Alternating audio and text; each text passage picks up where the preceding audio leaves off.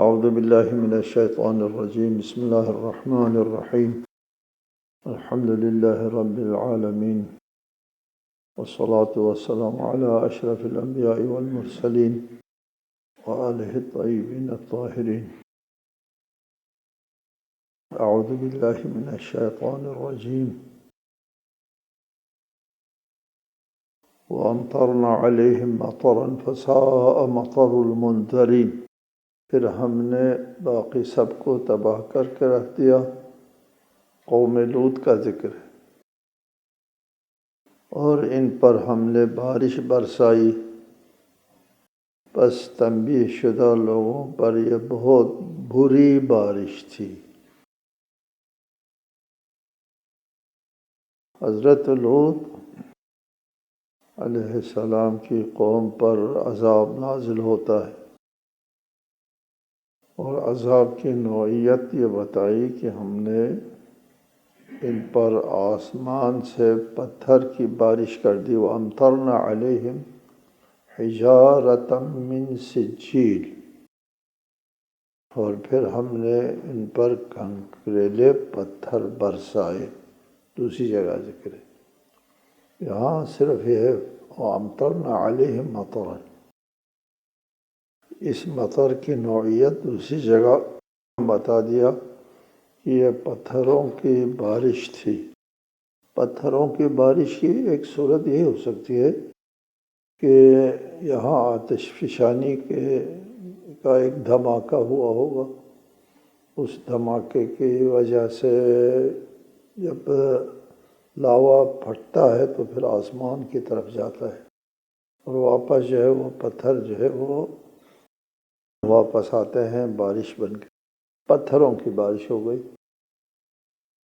حضرت لوط کا شہر جو ہے وہ فلسطین کے ساتھ متصل ایک شہر تھا، اور وادی سدیم کے نام سے مشہور ہے۔ سدیم کے بارے میں بڑی شہرت ہے کہ قدیم تمدن اور بہت بہترین تہذیب کا شہر تھا، اور یہ علاقہ زمین میں دھس گیا، نیچے چلا گیا۔ یہ دو باتیں قابل جمع ہے، ہم یہاں ایک دھماکہ ہوا ہوگا، آتش فشانی کا دھماکہ، اور ساتھ ساتھ نیچے یہ علاقہ پورا نیچے دھس گیا۔ یعنی عذاب کی نوعیت بہت عظیم تھی نوعیت۔ باقی اقوام کو عذاب دیا گیا صرف شرک کی وجہ سے، وہ مشرک تھے اور شرک کرتے تھے۔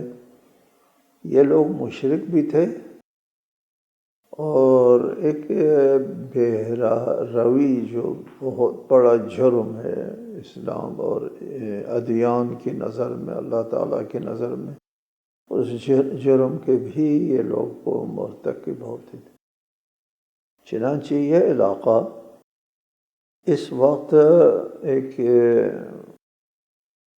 سمندر سا ہے، بحیرہ کہتے ہیں، چھوٹا سمندر ہے، اس کو بحیرہ مردار بھی کہتے ہیں، ڈیڈ سی کہتے ہیں، بحر میت کہتے ہیں، عربی میں بحر میت، مردہ سمندر۔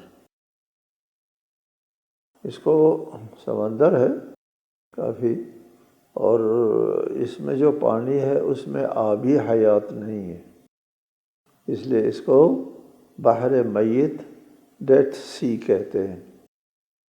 دوسری طرف جو ہے وہ اسرائیل ہے، اس طرف اردن، درمیان میں ڈیڈ سی، اور اس میں زندگی کے آثار نہیں ہے۔ چنانچہ طبقات الارض کے ماہرین کا بھی یہ کہنا ہے کہ اسی بحیرہ مردار میں، ڈیڈ سی میں، بہت سی بستیاں غرق ہیں، اور اس کے قرب و جوار میں بہت سے قلعوں کا بھی انکشاف ہوا ہے۔ اور ساتھ ہی وہ فی ظلال القرآن کے مطابق وہ ایک مذبح بھی تھا وہاں پر، اس کا بھی پتہ چلا ہے کہ اس میں وہ اپنے ذبائح جو ہے وہ قربانیاں یہاں ذبح کیا کرتے تھے۔ یہ قوم لوط کے اوپر جو عذاب نازل ہوا ہے، یہ اس کی نشانی جو ہے آج بھی تمام لوگوں کے لیے، سب کے لیے موجود ہے، سب کے سامنے ہے کہ یہ قوم لوط کی جگہ تھی اور اس کے اوپر عذاب نازل ہوا ہے۔ ان فی ذلک لآیۃ وما کان اکثرهم مؤمنین، اس میں بھی ایک نشانی ہے، اللہ تعالیٰ کی وحدانیت کی نشانی ہے، نفی شرک کی نشانی ہے، اللہ کے تدبیری، اللہ تعالیٰ تدبیری مالک ہونے کے بھی نشانی ہے۔ ایک تو ہے اللہ تعالیٰ کے وجود کے اوپر نشانی، اور دوسرا یہ ہے کہ اللہ تعالیٰ کے رب ہونے کی نشانی ہے۔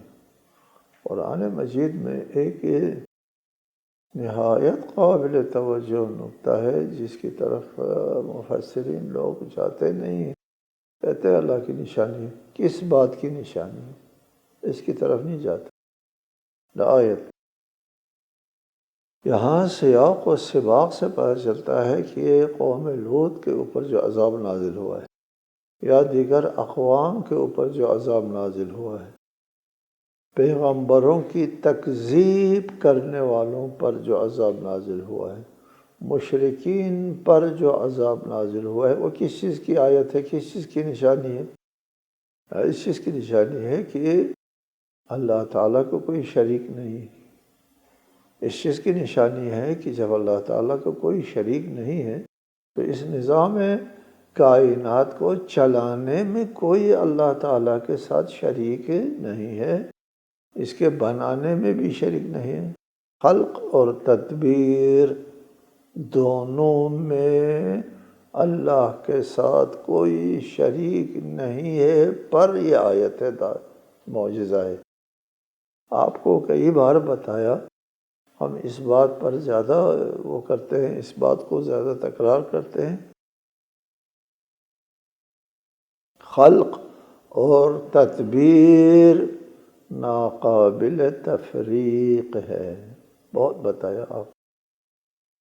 ہم اس پر زیادہ اہمیت دیتے ہیں اس کو، اس لیے کہ یہاں پر بہت سے لوگوں کے لیے غلط فہمی ہے، اور قرآن مجید جو ہے وہ اس میں یہ مطلب واضح واضح واضح قابل تعویل نہیں ہے، قابل توجیہ نہیں ہے کہ خلق اور تدبیر ناقابل تفریق ہے، عقلاً بھی ناقابل تفریق ہے۔ نہیں ہو سکتا کہ ایک اللہ جو ہے وہ اللہ نے سمندر بنایا، دوسرے اللہ نے معبود نے آ کر کے وہاں سے بخار اٹھوایا، تیسرے نے آ کر کے اس بخار کو چلا لیا، چوتھے نے آ کر کے بادل بنایا، پانچویں نے آ کر کے پانی برسایا، چھٹے نے آ کر کے اس کو زمین کے ساتھ مناسب آپ دوستی کر دی۔ اس رب نے جب نازل کیا پانی تو زمین خشک ہو گئی، اہتزت و ربت، یہ اس رب نے کیا۔ اور پھر چھٹے رب نے آ کر کے اس بے رویدگی بنائی۔ اگر ارباب کو آپ دیتے ہیں تقسیم کر کے تو اس صورت میں یہ تمام ارباب جو ہے یہ کام جو ہے تمام ارباب مل کے کرتے باہمی مشاور سے، اور پھر یہ طے ہو گئی آپ سمندر بنائیں، میں بخار اٹھاتا ہوں، وغیرہ وغیرہ۔ ایک عجیب غریب چیز سامنے آتی ہے اگر آپ تفریق کے قائل ہوتے ہیں۔ تدبیر اور خلق اور تدبیر میں تفریق کے قائل نامعقول ہے، نہ ہونے والی بات۔ جس نے زمین سمندر بنایا، خلق کیا، اسی تخلیق کے اندر اس کی جو طبیعت بنائی، پانی کی طبیعت، پانی کا جو مزاج خالق نے جس طرح بنایا اسی کے اندر تدبیر ہے۔ تدبیر باہر سے کوئی آنے والی چیز نہیں ہے کہ آپ کہیں کہ تدبیر اس نے کی، تخلیق اس نے۔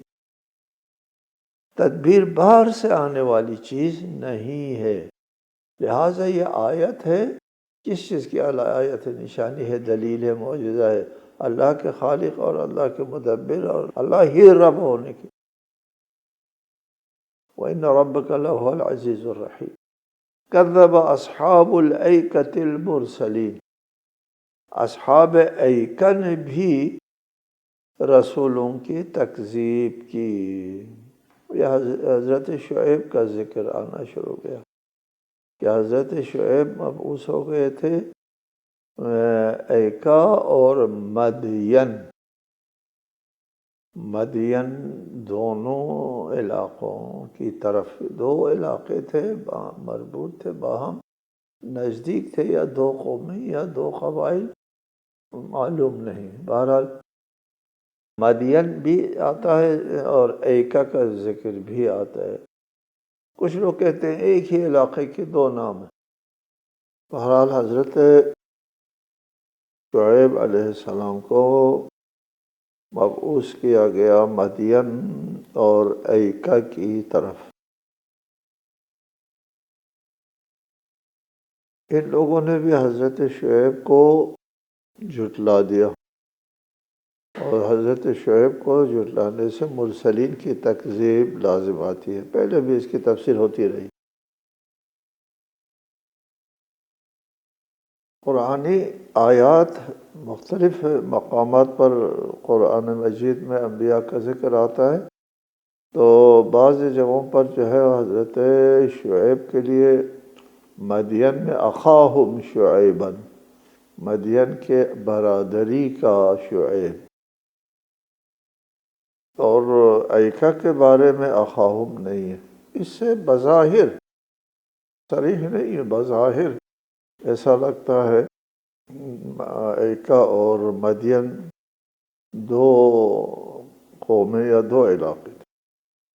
اذ قال لهم شعیب الا تتقون انی لکم رسول امین فاتقوا اللہ واطیعونی وما اسألکم علیہ من اجر ان اجری الا علی رب العالمین اوفوا الکیل ولا تکونوا من المخسرین وزنوا بالقسطاس المستقیم ولا تبخسوا الناس اشیاءهم ولا تعثوا في الارض مفسدین واتقوا الذی خلقکم والجبلة الاولین۔ تم پیمانہ پورا بھرو اور نقصان پہنچانے والوں میں سے نہ ہونا، اور سیدھی ترازو سے تولا کرو۔ یہ مدین جو ہے وہ حجاز سے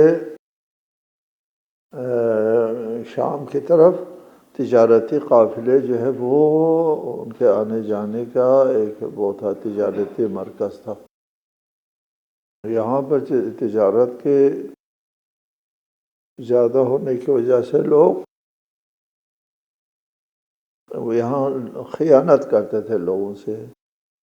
تو اوفوا الکیل، جو تولتے ہوئے کم تولتے ہیں، لیتے ہوئے زیادہ لیتے ہیں۔ ویل للمطففین ہے نا، اس میں اس چیز کا ذکر ہے قرآن مجید میں۔ ولا تکونوا من المخسرین، نقصان پہنچانے والوں میں سے نہ ہونا، دوسروں کو نقصان نہ پہنچاؤ کم تول کر۔ وزنوا بالقسطاس المستقیم، اور سیدھی ترازو سے تولا کرو۔ جب مال دینا ہے یا لینا ہے دونوں برابر ہونا چاہیے۔ تھوڑا دیتے ہوئے تھوڑا زیادہ دینا چاہیے، وہ تو بہت اچھا ہے۔ آپ کی تجارت میں برکت آتی ہے، کسی کا مال شبہ آنے سے آپ کو بچاتا ہے یہ عمل کہ آپ دیتے ہیں تو زیادہ دیں اور لیتے ہیں تو کم لیں، یا برابر لیں یا کم لے لیں۔ آپ دیتے ہیں تو کچھ تھوڑا سا ترازو جھکا ہوا ہو. اکثر لوگوں کو دیکھا ہے جو مومن لوگ ہیں، مسلمان لوگ ہیں، وہ آپ کو دیتے ہیں کہ تھوڑا سا مجھے زیادہ ڈالتے ہیں مال، کہ زیادہ مال آئے آپ کی طرف اور اس کا ذمہ فارغ رہے. وَلَا تَبْخَسُوا النَّاسَ أَشْيَاءَهُمْ، اور لوگوں کی چیزیں کم کر کے نہ دیا کرو. وَلَا تَعْثَوْا فِي الْأَرْضِ مُفْسِدِينَ، اور زمین میں فساد پھیلاتے مت پھرو. یہ تجارت میں کم تولنا، تجارت میں خسارہ دینا، اور یہاں پر خیانت کاری کرنا، فساد فی الارض ہے. اس زمانے میں روئے زمین میں رہنے والوں میں سے کچھ لوگ جو ہے اس چیز کے زد میں آتے تھے، جو لوگ تجارت پہ جاتے تھے حجاز سے شام کی طرف اور دیگر علاقوں کی طرف، وہ لوگ اس زد میں آتے تھے. اس مناسبت سے اللہ تعالیٰ نے فرمایا کہ زمین میں فساد پھیلانے والوں میں سے مت ہو جاؤ. اس سے ایک نقطے کی طرف جو ہے وہ اشارہ ملتا ہے واضح کہ یہ عمل خواہ تھوڑے علاقے میں ہو، جزوی طور پر ایک دو آدمی کرتا ہے تو آپ نہ سمجھیں کہ اس کے اثرات جو ہیں وہ محدود رہتے ہیں. یہ فساد فی الارض کا پیش خیمہ ہے. یہ کاروبار میں، لین دین میں خیانت کرنا، فساد فی الارض. آپ ایک سطحی مطالعہ کریں ہمارے موجودہ زمانے کے حالت پر، سطحی نہایت. بہت زیادہ گہرائی میں جانے کی ضرورت نہیں ہے، بہت زیادہ مطالعے کی ضرورت نہیں ہے، بہت زیادہ ماہر اقتصادیات ہونے کی بھی ضرورت نہیں ہے. بین الاقوامی حالات کے اوپر دقیق اور گہری نظر رکھنے کی بھی ضرورت نہیں ہے.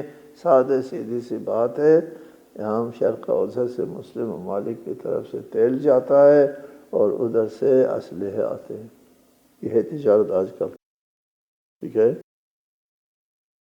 آپ کے ہاں سے تیل جو ہے وہ کوڑوں میں وہ لیتے ہیں، پھر اس سے ان کی صنعتیں چلتی ہیں، اور وہ اپنی ٹیکنالوجی کی ترقی اور پیش رفت میں بنیادی جو ہے وہ حیثیت ہمارے اس تیل کے اوپر ہے. وہ یہ کام کرتے ہیں.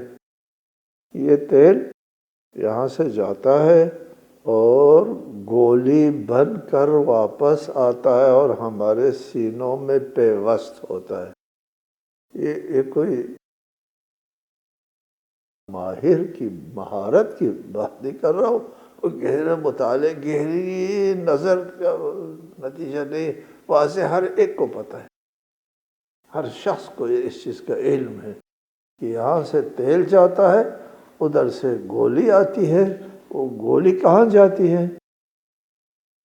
تیل والے علاقوں کے لوگوں کے سینے میں. ٹھیک ہے، اس وقت آپ دیکھیں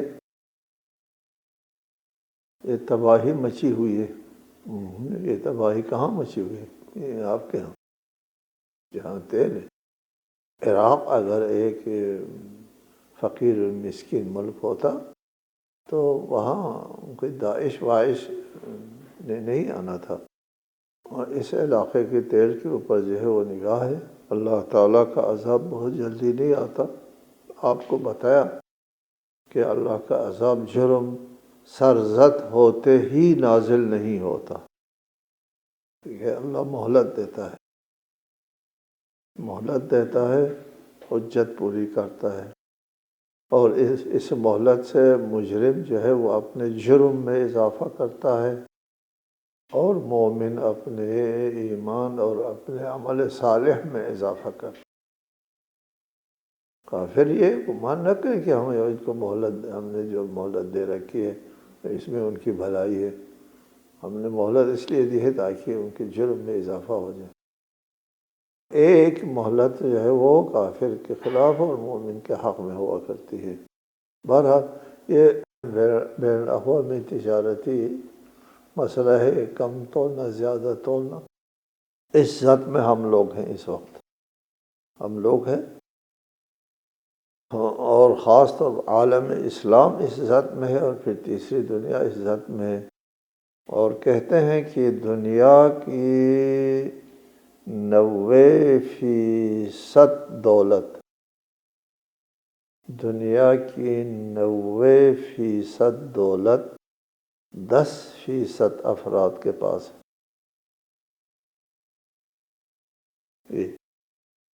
اسی کا نتیجہ ہے فساد فی الارض۔ 90% دولت پوری دنیا کی 10% کے پاس، 10% دولت 90 افراد میں۔ اگر 100 افراد ہیں تو آپ کے پاس کوئی مال ہے، دولت ہے، تو اس کا 90% 10 افراد کے پاس ہے، اور باقی 10% جو ہے وہ 90 افراد میں تقسیم ہے۔ کتنا ہے؟ یہ حال ہے اس وقت۔ اس آیت میں اسی لیے فرمایا فَأَوْفُوا الْكَيْلَ وَالْمِيزَانَ وَلَا تَبْخَسُوا النَّاسَ أَشْيَاءَهُمْ، دوسری جگہ ارشاد فرمایا وَاتَّقُوا الَّذِي خَلَقَكُمْ وَالْجِبِلَّةَ الْأَوَّلِينَ، اور اس اللہ سے ڈرو جس نے تمہیں اور گزشتہ نسلوں کو پیدا کیا۔ قَالُوا إِنَّمَا أَنْتَ مِنَ الْمُسَحَّرِينَ وَمَا أَنْتَ إِلَّا بَشَرٌ مِثْلُنَا وَإِنَّ نَظُنُّكَ لَمِنَ الْكَاذِبِينَ۔ شعیب کی قوم کا وہی جواب تھا جو ہر مشرک کا جواب ہوا کرتا ہے۔ انہوں نے کہا تم تو بس سحر زدہ ہو، اور تم تو بس ہم جیسے انسان ہو، نیز ہمارا خیال یہ ہے کہ تم جھوٹے ہو۔ اور ان کی تفصیل پہلے آ گئی، آپ کو بتا دیا۔ پھر ان لوگوں نے کہا فَأَسْقِطْ عَلَيْنَا كِسَفًا مِّنَ السَّمَاءِ إِن كُنتَ مِنَ الصَّادِقِينَ، تو پس تم سچے ہو تو آسمان کا کوئی ٹکڑا ہم پر گرا دو۔ شعیب نے جواب میں فرمایا قال رب اعلم بما تعملون، شعیب نے کہا میرا پروردگار تمہارے اعمال سے خوب واقف ہے، عذاب نازل کرنا نہ کرنا میرا کام نہیں ہے، میرا کام تنبیہ کرنا ہے۔ انبیاء کا کام تنبیہ کرنا ہوتا ہے، انبیاء کا کام حجت پوری کرنا ہوتا ہے، عذاب نازل کرنا انبیاء کا کام نہیں ہوتا۔ انبیاء اس وقت عذاب کے بارے میں دعا کرتے ہیں جب یہ مایوس ہوتے ہیں ہدایت سے۔ فَكَذَّبُوهُ فَأَخَذَهُمْ عَذَابُ يَوْمِ الظُّلَّةِ إِنَّهُ كَانَ عَذَابَ يَوْمٍ عَظِيمٍ، انہوں نے شعیب کو جھٹلا ہی دیا، چنانچہ سائبان والے دن کے عذاب نے انہیں گرفت میں لے لیا، بے شک وہ بہت بڑے ہولناک دن کا عذاب تھا۔ فَأَخَذَهُمْ عَذَابَ يَوْمِ الظُّلَّةِ، ان کو ظلہ کے دن کے عذاب نے گرفت میں لیا۔ ظلہ چھتری کو کہتے ہیں، سائبان کو کہتے ہیں، چھت آپ کے سر کے اوپر سایہ کرنے کے لیے سائبان ہوتا ہے، اس کو ظلہ کہتے ہیں۔ یہ ان کے اوپر عذاب ظلہ آیا۔ عذاب ظلہ کا مطلب یہ ہو سکتا ہے کہ آسمان میں کوئی بادل جو ہے وہ سیاہ بادل آیا ہو، جیسا کہ دیگر قوموں کے اوپر جو ہے وہ عذاب آیا تھا، اور ان لوگوں نے کہا تھا کہ بہت بارش دینے والا بہت بڑا وہ بادل آنے والا ہے، وہ عذاب کا بادل تھا۔ اسی قسم کا کوئی عذاب کا بادل آیا ہو، اور اس عذاب کے بادل کی وجہ سے وہاں جو ہے وہ بجلی کے دھماکے کے تحت یہ لوگ ہلاک ہو گئے ہوں۔ ظلہ صاحبان، اوپر کے صاحبان نے ان کے اوپر عذاب نازل کیا۔ یہ توجیہ جو ہم خود نہیں کر رہے ہیں، دوسری آیت سے اس توجیہ کی تائید ملتی ہے۔ دوسری جگہ پر آیت میں مدین والوں کے عذاب کے بارے میں فرمایا فَأَخَذَتْهُمُ الرَّجْفَةُ، اور ایکا والوں کو ایک زلزلے نے لے لیا، زلزلے نے رجفہ، اور ہر آسمانی عذاب تھا وہ یوم الظلہ، آسمانی عذاب تھا۔ وہ آسمانی عذاب کی نوعیت جو ہے وہ کچھ بھی ہو، ان لوگوں کو تباہ کر دیا۔ ان فی ذلک لآیۃ وما کان اکثرهم مؤمنین، وہی اس میں آیت ہے۔ کس چیز کی آیت ہے آپ کو بتا دیا پہلے، وَإِنَّ رَبَّكَ لَهُوَ الْعَزِيزُ الرَّحِيمُ، اس آیت کی بھی تشریح پہلے ہوتی رہی ہے۔ بعد میں آیت ہے وَإِنَّهُ لَتَنزِيلُ رَبِّ الْعَالَمِينَ نَزَلَ بِهِ الرُّوحُ الْأَمِينُ عَلَى قَلْبِكَ لِتَكُونَ مِنَ الْمُنذِرِينَ۔ اس آیت کی تشریح انشاءاللہ تعالی آئندہ ہوگی۔ السلام علیکم ورحمۃ اللہ وبرکاتہ۔